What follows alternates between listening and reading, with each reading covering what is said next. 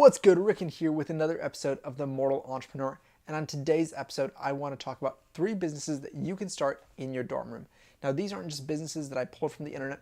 These are businesses that either I started or have close friends who have started the exact same business. So I know it works, and I know that you can do the exact same thing. We're also going to talk about some of the criteria I use to pick these businesses. But first, let's jump to the intro.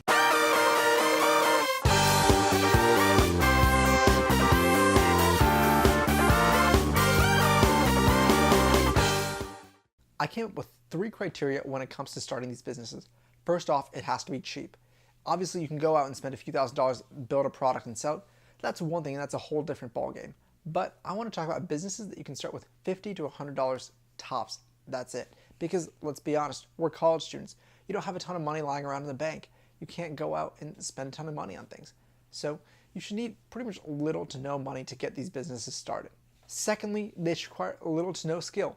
Obviously, you might have to learn a few things here and there, but we're not going to talk about starting a web development program or becoming a wedding photographer. Those are great side hustles, but they require more than an hour or 2 of training to actually pull off. And lastly is scale. We want business that you can scale up and down. If you're busy with school or finals, you can scale them down. And if you have a lot of time over the summer, you can scale them up.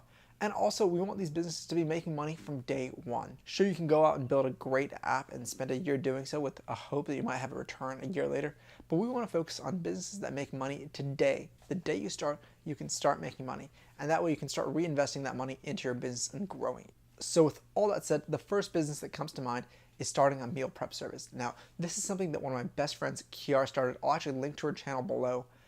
Her freshman year of college, she started a meal prep service. She lost a lot of weight, and she realized that diet was a huge part of what she was doing.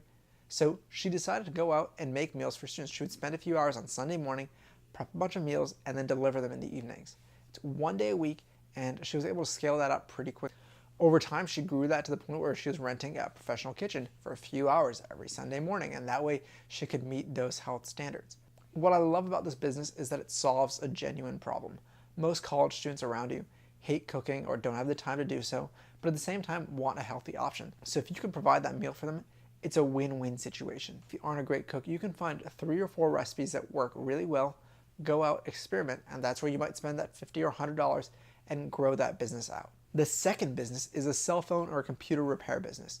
Now, I have a friend, Anthony Matthews at UT, who's done the exact same thing with iGo Repair. He started a cell phone repair business. He started off just fixing iPhones, and that has grown immensely. He's now one of the top iPhone repair companies in Austin. Not only has he been able to do that, he's been able to scale that back to his hometown as well. So he has 2 locations, he has someone else working in the other city, and he can grow this business beyond what you can just do himself.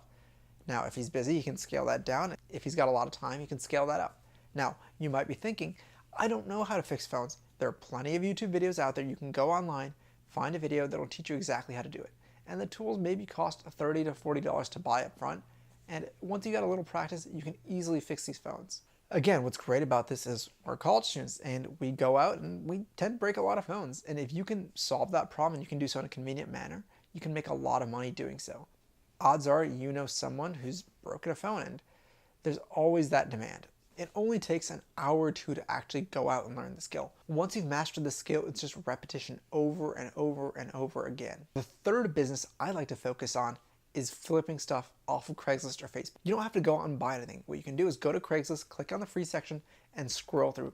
Find the things that you can go out, pick up, bring home, maybe clean up and snap a good photo of, and then that way you can go ahead and list that on Craigslist or Facebook for a good $30, $40 markup. There's so many times that you'll find something for free. I love doing this. I kind of do it for fun these days. If you have a lot of free time, you can spend a lot of time doing it. If you don't have much time, you can spend just an hour a week doing it.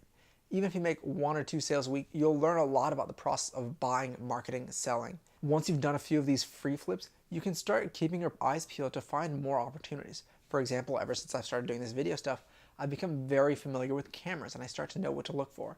And on occasion, I'll browse through Craigslist, just knowing what I'm looking for, maybe trying to find my own gear.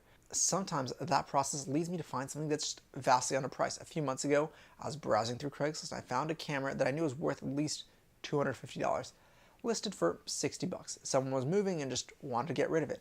So I went ahead, shot them an email, said, hey, would you take 40? I can go pick it up right now. Walked on over, grabbed the camera, and then I went ahead, took the camera, took some nice photos of it with my other camera, and posted that on Craigslist. Within 24 hours, I'd sold that for a $150 profit. Literally an hour's worth of work. Sure, there was a little bit of risk, but I only picked products that I really was familiar with. My pro tip for this is find 1 or 2 niches that work really well for you. I know furniture and I know cameras, so those are the only 2 things I go out and flip. I'll go out and maybe buy a piece of furniture, bring it home again, clean it up, take a nice photo of it, and flip it. You can easily make a few $100s every week just doing that. Now you might be saying, look, I'm a busy college student, I'm working, I'm doing school, and if you're doing all those things, great. If you already have that income source, go do that. But if you're looking for a side income source and want to learn more about business, and right now what you're doing is watching YouTube videos or watching Netflix, this is a really good way of going out and honing in some of those skills. I've been doing this since I was a kid, and it's just a great way of making a little bit of side money, but also learning a lot about buying and selling. And that's just a skill that's tremendously valuable. So there you have it, 3 business ideas that you can start in your college dorm room. I'd love to hear about your side hustles, so please go ahead, send those over my way. As always, thank you guys so much for watching, and I'll see you guys next week on the next episode of The Mortal Entrepreneur.